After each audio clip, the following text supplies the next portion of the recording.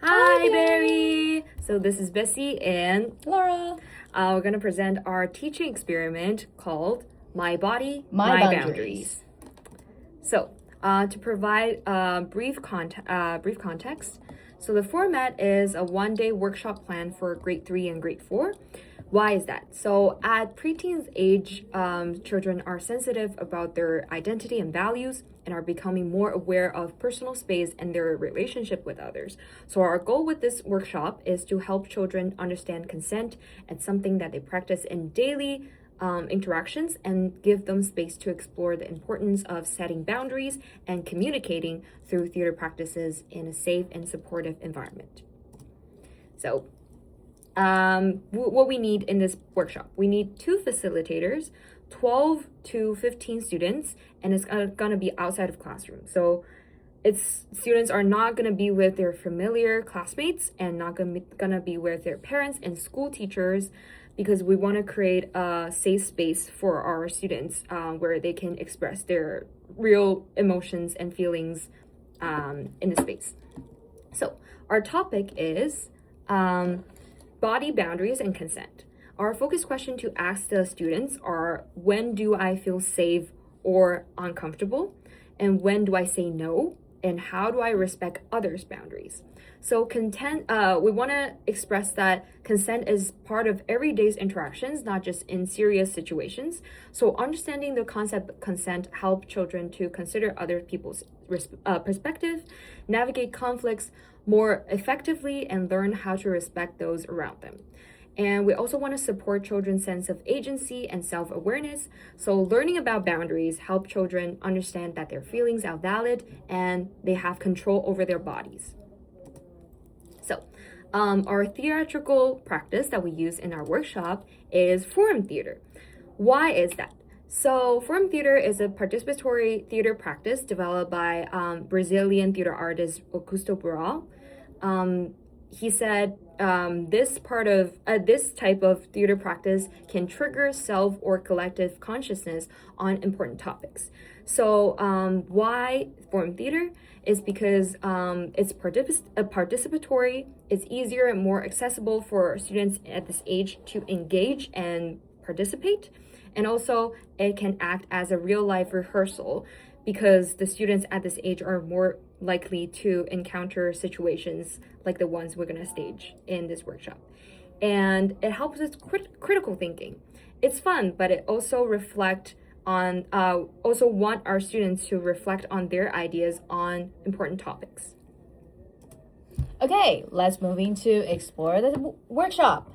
Our timeline is gonna be we're starting at 10 in the morning and we end at 3:30 at afternoon, and we're gonna have an hour lunch break in between. Okay, the first part of this is check-ins. We start with simple check-in questions to help students warm up, begin to think about the topic. We ask questions like, what do you think boundary means? When do you say no? When do you feel comfortable, uncomfortable, unsafe? Students are involved to raise their hands and share their thoughts if they feel comfortable. Participation is completely voluntarily and no one is required to speak. After that, we introduce the basic idea of consent using simple and age-appropriate language, and we explain that consent means asking for permission and respecting others' boundaries, especially in everyday interactions like playing, hugging, or touching. The goal of this section is to help us students realize that consent is not something abstract. It's something they already encountered in daily life. They already have experiences and options about it. In next part, we moving into a more creative and playful activity to recreate a story using puppets. Personal Space Camp is a children's book that follows a boy named Louis, who learned about personal space after his habit of standing too close to others and making them uncomfortable.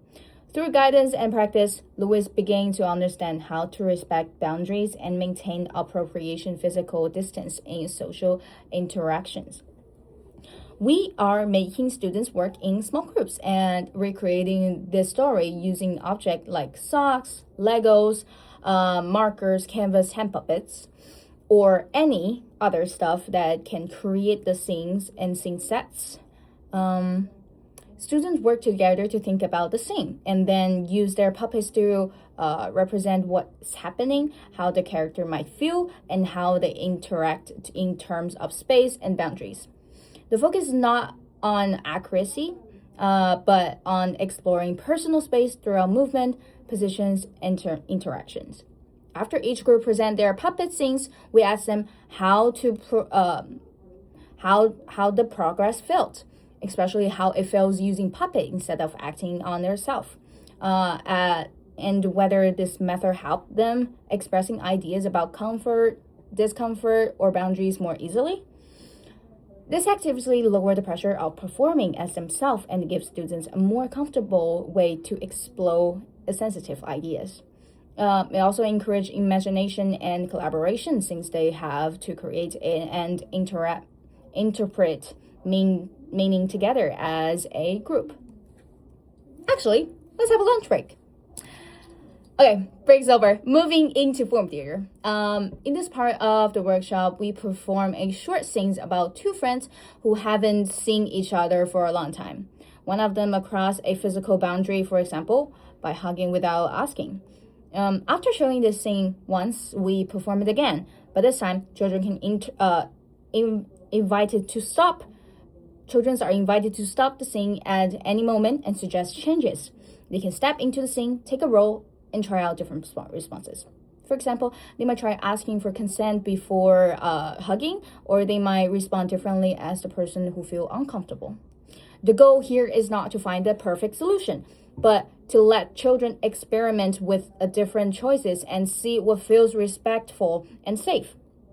We also set very clear rules to make sure the space stays safe.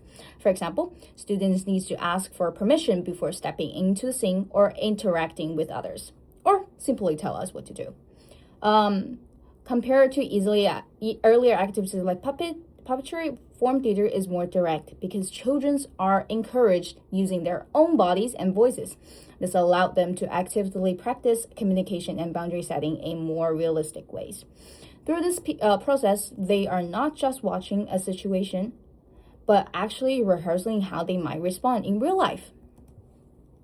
At the end of the workshop, we bring this class together for a reflection activity. Students complete sentence prompts such as, I learned to say no when, or I ask for help when, and share their ideas by writing or drawing on whiteboard. This debrief is important because it allows students to progress what they have experienced during the workshop and expressed in their own words. It also helps reinforce the key idea of the section, especially around recognizing personal boundaries and feeling confident to communicate them. As facilitators, this section is also valuable for us because it gives insights into what students understand and what resonated with them and what might need to be adjusted in future workshops. The goal for this final part is to leave students with a clear personal takeaway, that their voice matters, their boundaries are valued, and they always have the right to ask for help and to say no. Yep. So moving on into our feedback and reflection part. So from our teaching experiment, what we learned from it is, first of all, these are some feedback from Barry and our peers. The first one is puppet can turn into something too humorous and exaggerating. So from Barry's comment, because it's puppets, so the students have no aware of how it can interact and it can turn into something that's very dramatic. So we want to make sure that we provide guidance and more context towards the students so it will be realistic and they will treat it as real people. And the second part is be more specific about what we want our students to take away with them. So it comes with the debrief and takeaway part. added more like context to it, so we make sure that the students are aware of the things that they learned from our workshop, and they will sit with them for a longer time. And the third part is access needs. So it comes a lot with EDI and how do we make sure that different needs are from the students are met. So that comes with like breaks, and want to provide them with more guidance and more support in the workshop. And these are some comments that we get from our experiment part. So we need to have more depth, more prep, and providing more context. So for example, want to make sure that the students are not creating the scene into like physical violence, like they are not using physical violence to solve the problem. And then the second part is teachers ask, so like in the forum theater part, both of us are performing in the scene, but we're also acting as Joker. So that can be very like unorganized in a way, because we want like a extra person that can do like a separate job as Joker, that can be more like make it more clear.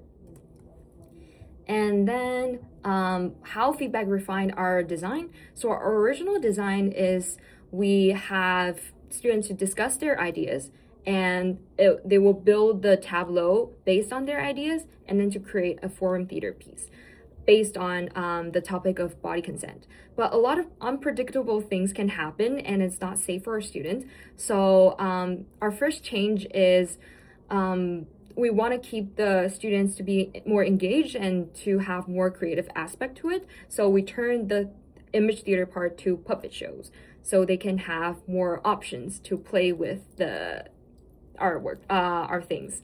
And then the second part is the second change is to be more accessible to students. We narrow down our focus from the topic of serious body consent into the topic of hugging for safety reasons. And the third change is we want to provide more context in the check-ins part and ensure we clearly understand students' needs before moving into the workshop. And thank you! That's it!